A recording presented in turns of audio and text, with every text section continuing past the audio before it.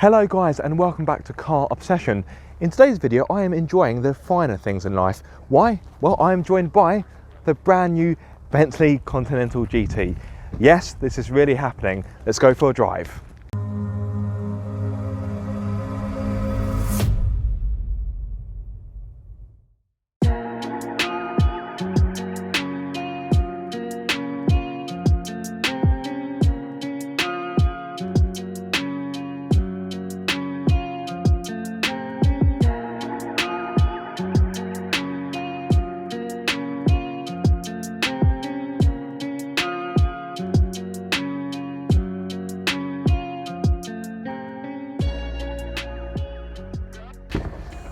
Wow, I have arrived.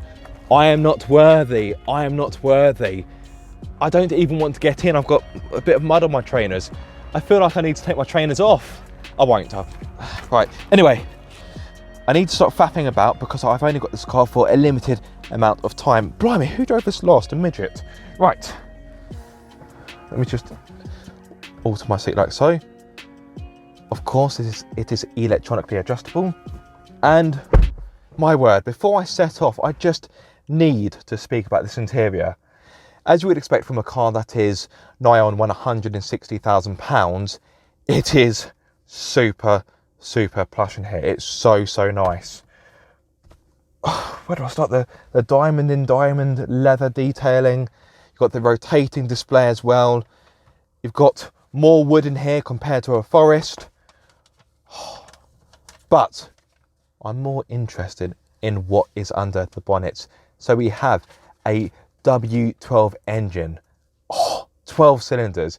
It produces 635 horsepower with, get this, 900 Newton meters of torque. Right, anyway, we must go for a drive because it's all good and well sat here talking about the car, but let's time to drive it. So, stop button here. There's the rotating display.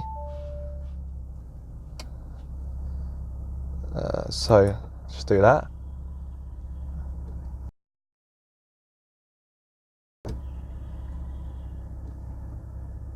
You know what, I could just sit here all day just playing about with the screen.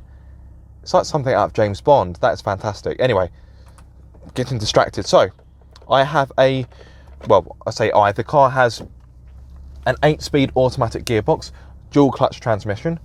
We'll just move my seat a little bit closer. I could probably do with moving the steering wheel.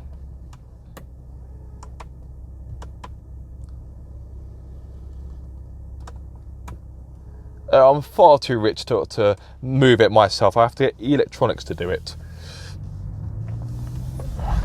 Oh, that's a little bit firmer than I was expecting. Although as standard you get 21-inch alloys, but you can get 22 inches just in case 21 simply isn't enough for you. Oh, the controls, everything you touch in here, it feels proper premium, but that is a bit of a silly thing to say. I'm driving a Bentley. I'm driving a Bentley. I can't believe those words are falling out of my mouth. But this is not a full review. This is a first drive video, so really these are my initial impressions, and so far I feel like I'm not worthy to be sat in here. Wow. The ride, it is so quiet in here. I'm pretty sure you could hear a gnat's fart in here. I just love the knurling on the stalks and on the dials. Everything feels really fancy. Right, bit of acceleration. Oh my good God. Wow.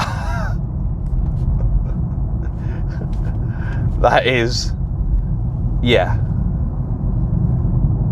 This car may weigh a fair bit, but it does shift. Although the new Continental GT is actually 80 kilograms lighter compared to its predecessor. Now, to put that into some kind of perspective, I weigh about 85 kilos, so essentially the new car has lost one of me, if that makes sense.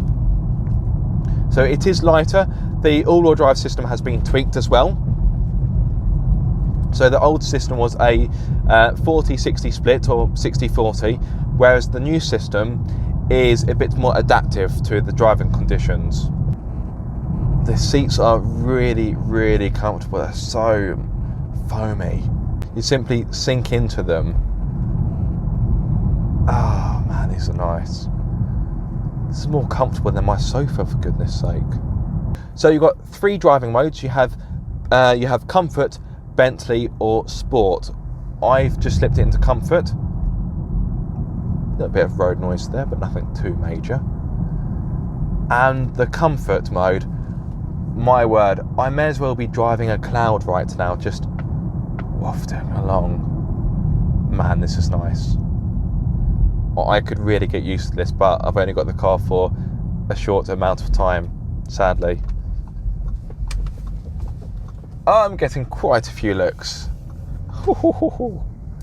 Yeah, if you don't like attention, this is not the car to buy. On a more random note, I love the paintwork. This car is finished in orange flame, and my word, does it look good. A really nice shade of orange, kind of like a burnt orange. The kind of colour you see on a lot of SUVs, but I think on the Continental GT, it works really well. Just whilst I'm sat here, just want to really appreciate the inside. The craftsmanship is just off the scale. Every aspect of this car that your fingertips communicate with, it just feels really pleasant. But I know some of you will say, well, yes, it should do for a car that costs as much as this does. And this has got optional extras, by the way. For example, I've got a sound system, which is, I think it's £6,500. I'm sure it's a very nice stereo. I'm sure it's fantastic, but yeah, that is a lot of money for some wires and some speakers. So in a few moments, we'll hit a twisty bit. I'm going to pop the car into sport mode. See how it responds. Right, haha. This is more like it. So let's pop it into sport mode. Oh my word. Jesus. Oh, it makes pretty good noise as well. So now is a probably good time to tell you just what that W12 engine is able to do, that 6 litre. So even though this car is not exactly light, this engine will get you to 62 miles per hour in just 3.7 seconds. That is amazing, given how vast and heavy this car is. And the top speed, get this, 207 miles per hour.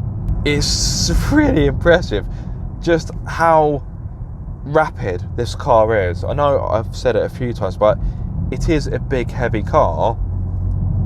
Yet when you really stamp on the loud pedal, I say loud, it's still quite quiet in here, even when you do work the engine hard, it's almost mind-boggling just how much this car just goes.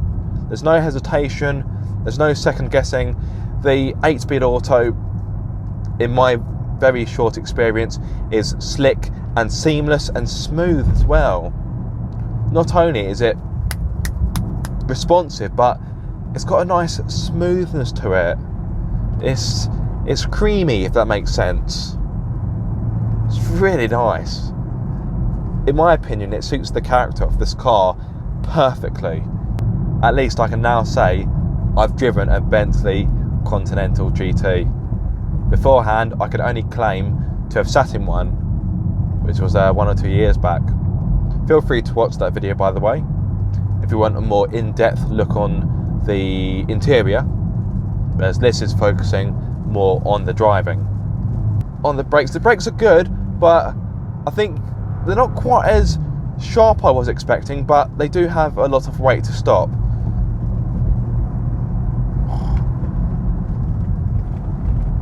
Oh, that grip is good. And we're back into 30 miles per hour. Whew. Oh, I need a moment after that. Whew, I think I'm having a moment. think on that note, back into comfort. And we settled back down into a more relaxed cruise. This is not a car. This is a premium locomotive, the way how it goes. If you want some idea of what a Grand Tourer should be like, drive this car if you have the chance, because this, for me, is the definitive GT car. Oh man. And it's a car I wish I could spend more time in. I really, really do. Because this feels so, so special.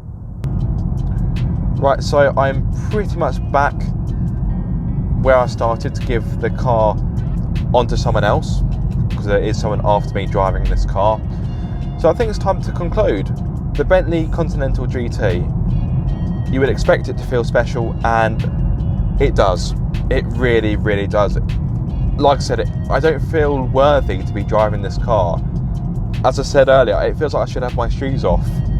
It should almost have a welcome mat that you need to rub your feet on before you get in. This car is so wafty, so powerful, and effortless.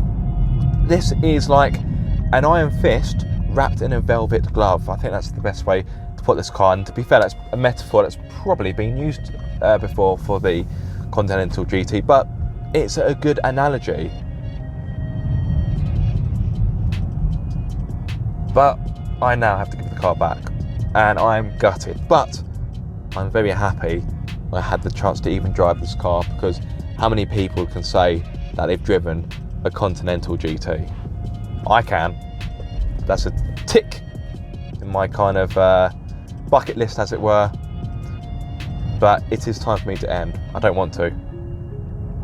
I'll end for you. Thank you so much for watching. If you enjoyed his video, be sure to give him a massive thumbs up. Yep. Ring his bell. For notifications. Yes, and crap, what's the last one? Oh, and subscribe. Be sure to subscribe for more Car Obsession. High five. High five. Yeah.